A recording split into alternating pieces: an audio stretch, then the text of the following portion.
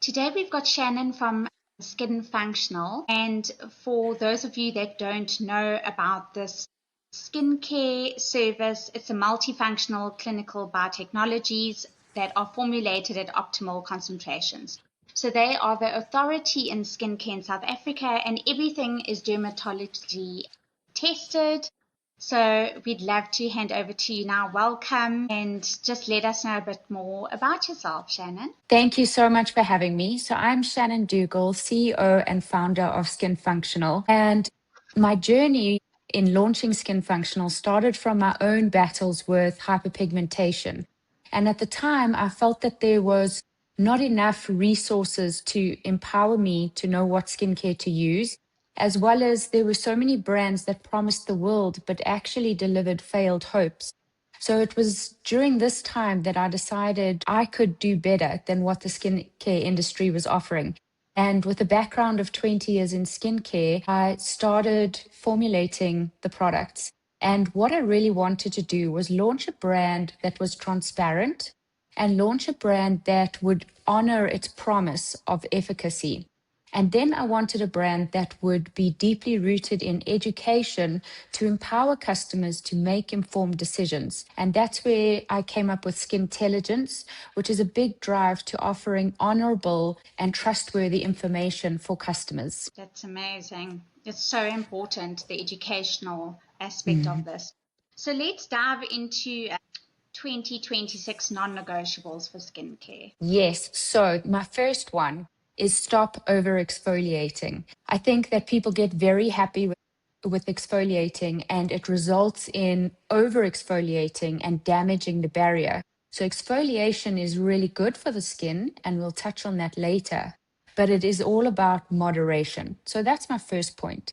The second point is all about prioritizing the barrier. If you have an impaired barrier and you start applying active ingredients, the barrier is not able to modulate the penetration of those ingredients.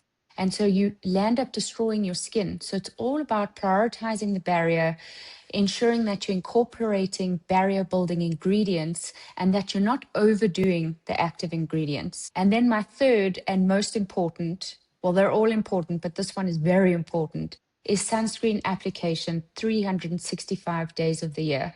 So sunscreen is the number one anti-aging product in the market, and it's because it protects the skin from damaging UVA and UVB rays. Makes so much sense.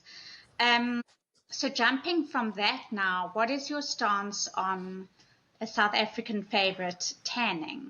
So I was one of those tanning babies. And as I Yeah. look back, I wish I knew what I know today, because I was the baby oil and lie there for hours on end. Any sort of tanning is an absolute no-no. So tanning changes the color of the skin, and that is indicative of DNA damage. So any change in the color of your skin tells you that you are actually damaging your skin, which is why there's no such thing as safe tanning. Having exposure to sunlight, yes, it can be good for the vitamin D, but actual tanning is absolutely off the cards because of the damage that it does to the DNA. When you position it like that, it's quite scary, actually. Yes. Okay, so what products are going to help us to heal if we've already got sun-damaged skin? Can we reverse the damage at all? So remember that the body has a system that can correct DNA damage.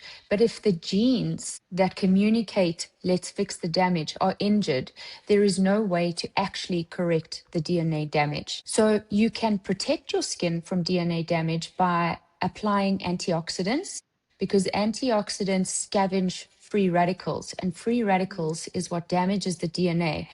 But it is always better to go the prevention route than the cure route. So once the DNA and that gene signal is damaged, it's damaged. So prevention is always what I preach. Absolutely. Okay, fantastic. And you were going to tell us about products that may help. So it's anything with antioxidants. Is there anything specific that comes to mind? So ascorbic acid is a very strong free radical scavenger. That's a great antioxidant. Resveratrol is also a really nice ingredient to incorporate, also strong antioxidant capabilities, and it's more tolerable across all skin types.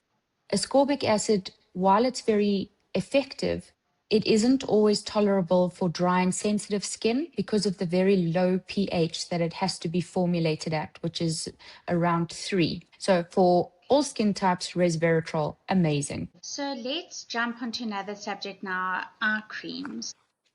Do they Yes. work?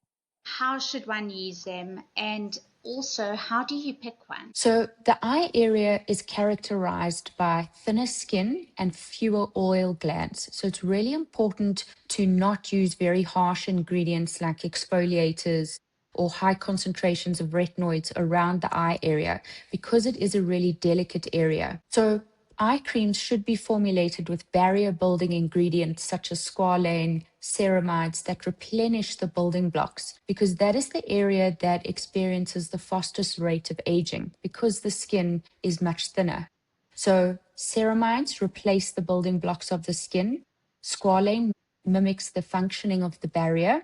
So those types of ingredients are really good for eye creams because they're gentle but effective for the eye area. Strong exfoliators like AHAs and BHAs, you run the risk of irritating the eye area because it is a harsh or a harsher exfoliating ingredient. Retinoids at very low concentrations, you can apply them provided you don't have sensitive eye areas. Okay, perfect. And how do you, I see most of them actually, they've got like the applicator on, so you just kind of use Yes, the you actual just pen or smooth whatever. it over. Yes, so it's a Smooth very it. gentle application and you can apply morning and evening after all your serums and before your moisturizer. Alternatively, if it doesn't have that applicator, you can then just dab around the eye area. And how do you have any tips on how you pick one? So it's about the concentrations of the ingredients and it's about the actual ingredients. So you don't want to go very high with concentrations of strong ingredients like retinoids, like exfoliators. So it's look for ceramides, look for squalane, look for anti-inflammatory ingredients like Centella asiatica, look for gentle antioxidants like resveratrol. Those types of ingredients are all aiding the barrier and providing anti-inflammatory benefits. Okay, perfect. Okay, so what are the biggest misconceptions when it comes to skincare as a whole? So the biggest misconception for me is that men and women have different skin and that men are required to have a dedicated range just for them. And the reason I say this is because physiologically, the structure of the skin in both men and women is fundamentally the same. So skincare should be multifunctional and unisex. So men don't need to have a very specific skincare range formulated for them. So there are differences in the way in which we age and what happens to those structures as we age. But fundamentally, men and women are the same and they don't need to have a specific skincare range just for them. That's the first time I've actually ever heard that. Okay. So the whole thing is basically just a marketing. Absolutely. It's a complete and utter marketing ploy. And that's one of the reasons why I launched Skin Functional as a unisex brand, because it is completely rubbish. Yeah, unbelievable. Okay, so what type of product should we start incorporating into our skincare regimes as we head into the colder months? So with colder weather, it means that transepidermal water loss is increased, and that's essentially the hydration in your skin. It escapes far faster in colder months. So we need to incorporate barrier building routines into the skincare routine. So things like ceramides, things like very hydrating ingredients such as squalane, they all mitigate the risk of increased transepidermal water loss. So a much thicker moisturizer, more hydrating, anti-inflammatory ingredients, ashwagandha, Centella asiatica, aloe vera, all of those types of ingredients should be incorporated before it starts getting really cold so that you've given your barrier time to build up and address the transepidermal water loss. Perfect, that makes sense. Okay, great. I came across on your Instagram quite a lot about, I don't even know if I'm going to say it right, exosomes. Exosomes, yes. Exosomes Obviously, we've all heard about peptides and then PDRN. Can you unpack these three for us? Perfect. So, very exciting ingredients. PDRN is polydeoxyribonucleotide. That's the name of it. And it's a regenerative skincare ingredient known for its ability to boost production, accelerate wound healing, and reduce inflammation. So it is really a multifunctional ingredient from a regenerative point of view. And it also acts as an anti-aging agent, improving skin elasticity, hydration, and repair.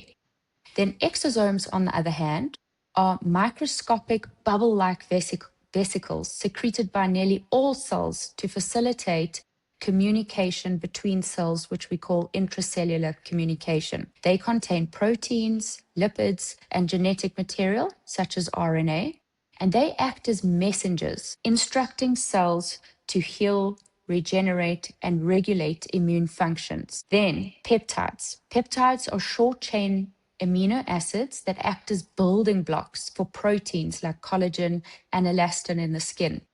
They function as signaling molecules that tell the skin to produce more collagen, resulting in firmer, smoother, and more resilient skin. So, exosomes, PDRN, and peptides, I say, should be used simultaneously to have a holistic approach to aging. Okay, that makes sense. But now, what products would these be found in? Obviously, are they in the skin functional products, but is it in a moisturizer? Is it a... So we have exosomes and PDRN in both a serum, which is for full face application, and then we have it in an eye cream, which is obviously for the eyes. And then we have peptides formulated in serums, tonics, as well as moisturizers. Oh, that's fantastic.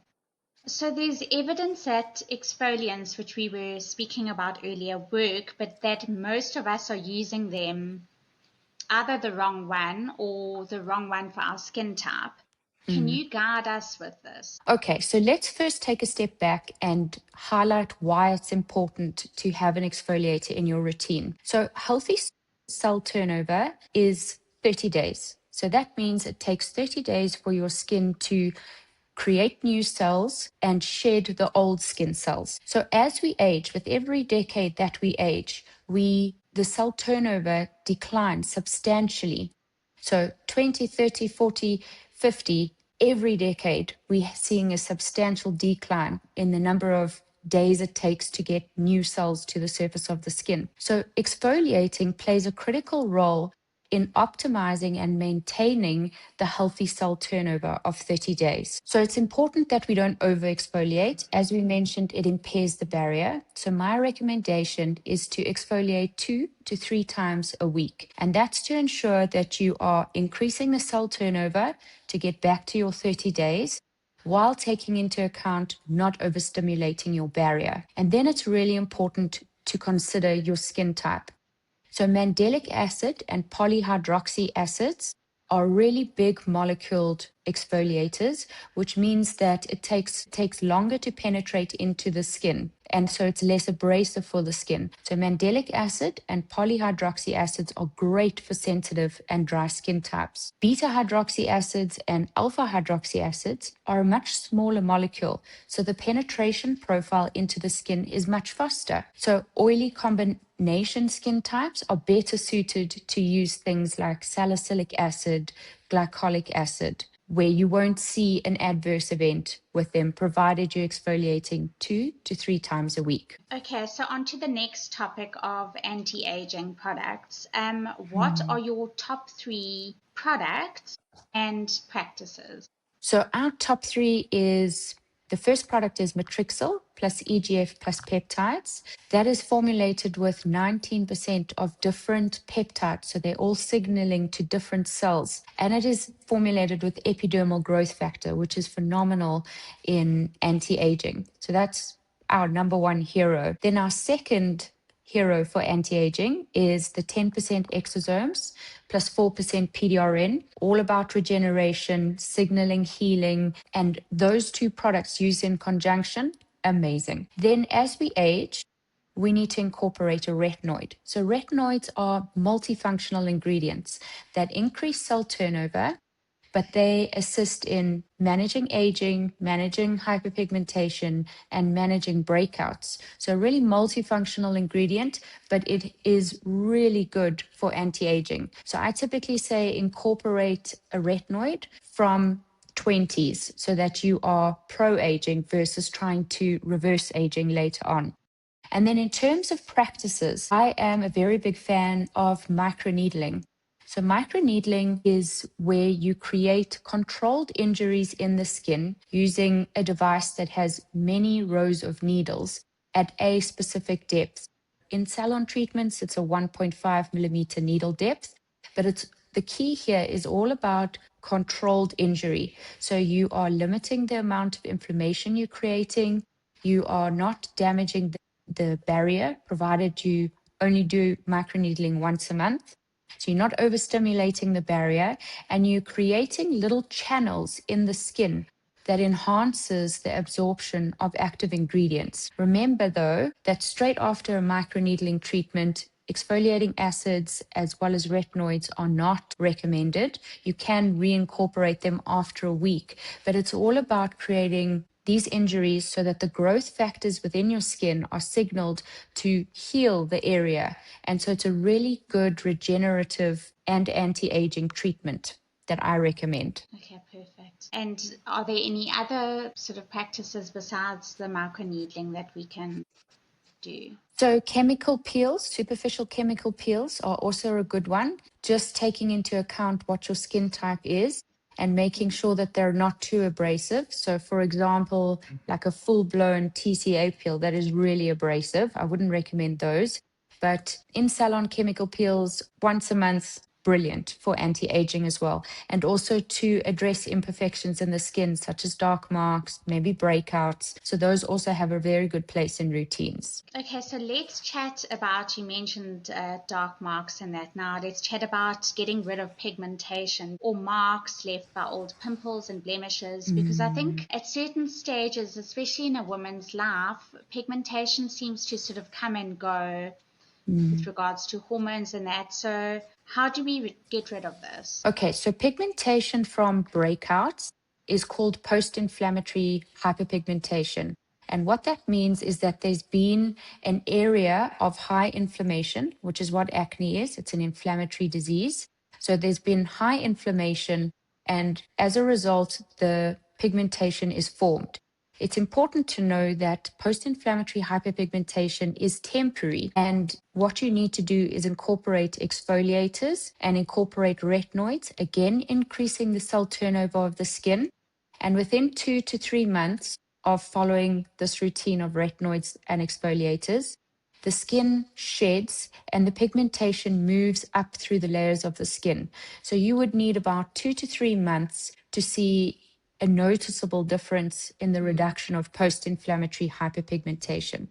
Now, if your pigmentation is as a result of hormones, so be it pregnancy, being on the pill, those types of things, that is a much longer term process in terms of managing. So hyperpigmentation is defined as the overproduction or abnormal production of melanin in the skin. And once those melanocytes have been turned on, as in they are producing too much, you actually can't turn it off. So what treatment looks like, it's about tyrosinase inhibiting ingredients. And that means you stopping the signaling of melanin production in the skin. So ingredients that can help address hyperpigmentation are retinoid therapies, alpha-arbutin, tranexamic acid, and incorporating oral antioxidants into your routine. So things like ashwagandha can really help with that as well. Okay, that's really, really interesting. So we on to the last question now. So I've noticed in my 40s that at times I get breakouts, which has been an absolute, it's embarrassing. It's like, what is happening? And I suppose this is down to hormonal fluctuations and all that lovely stuff and stress. What's the best way to deal with this, or the more aggressive version? Because I think if you're just having like light breakouts, it's more manageable. But some people are getting full blown, it almost looks like adult acne. So how does one address all of this? So acne is the biggest condition that affects 80% of the population at some point in their life, be it teenage years or adult acne. So it really is prevalent. And it is driven by internal factors, as you mentioned, such as hormones. So it's important to outline that so that the approach or the mindset when approaching managing breakouts is exactly that. It's not a cure, it's about management. So, acne is an inflammatory disease. So, what we need to do is incorporate ingredients that reduce inflammation and incorporate ingredients that unclog the hair follicle. So what happens is you have an overproduction of sebum and that you get debris inside the hair follicle and that builds up, creating inflammation, and then you have the acne formation. So we need ingredients to unclog those pores, to ensure we're exfoliating the skin, and to ensure that we're giving the skin anti-inflammatory benefits as well. So customers who have really bad acne, which is more than just one spot and it's persistent, we recommend seeing a dermatologist and looking at incorporating an antibiotic or the dreaded Roaccutane. And Roaccutane makes your skin so very dry. So in that case, it's about really incorporating a barrier building, deeply hydrating moisturizer. So the types of ingredients that we look to incorporate with acne is retinoids, because we're increasing the cell turnover, a BHA or a 6% mandelic tonic, because that unclogs the pores. And then we need anti-inflammatory ingredients such as aloe, centella. Niacinamide is really good in terms of managing sebum production so that you don't have an overproduction of sebum, And it's about a holistic approach to acne. So you need different mechanisms of action in order to manage it. So for customers with really dry and sensitive skin, sodium ascorbate phosphate, which is from the vitamin C family and is an antioxidant, has shown really good data in managing breakouts, those really sore under the skin pimples that you can't actually manage. You can't squeeze them, you can't stop them. So it's called SAP. So SAP is really good at managing those bad breakouts, or what we call cystic nodules. And then we need ingredients that can manage the breakouts, so stop the breakouts from happening, which is your typical retinoids. But again, you cannot change the internal factors of what's driving the acne. So it's a management approach we need to take. Okay, fantastic. Okay, so are there any upcoming events or workshops or collabs that are coming up in the next 3 months or so? So we are attending the Take a Lot House of Beauty, where we have some really exciting activations where we engage with customers. Though that's the one event. And then we are busy planning another customer event where we have our team do one-on-one skin consultations, and we have our skin analysis machine where you can really get a deep dive into what's happening with your skin and what would be the best products to manage that. And then we have some exciting launches coming up in May, June, July, August, September. So it's really important to keep your eye on our socials. I'm so excited for this year's new product development. We've got some really exciting products that I think will really change lives of people, which is my absolute passion. Amazing. Let's chat about contact details. What is the best way to get hold of you? Obviously, Instagram, and your website is on there. Yes, so our website, www.skinfunctional.com, have an instant chat functionality. If you're busy browsing the website and you've got a question, you just pop it in there, and our customer service team is there ready waiting to answer questions. We do also have a WhatsApp line, is 076 039 8651. We're available on Facebook, Instagram, TikTok DMs. We have a customer service team that is on those channels every day. Amazing. Thank you so much for joining us today. It has been incredibly insightful. Thank you so much for having me, and I've loved chatting to you.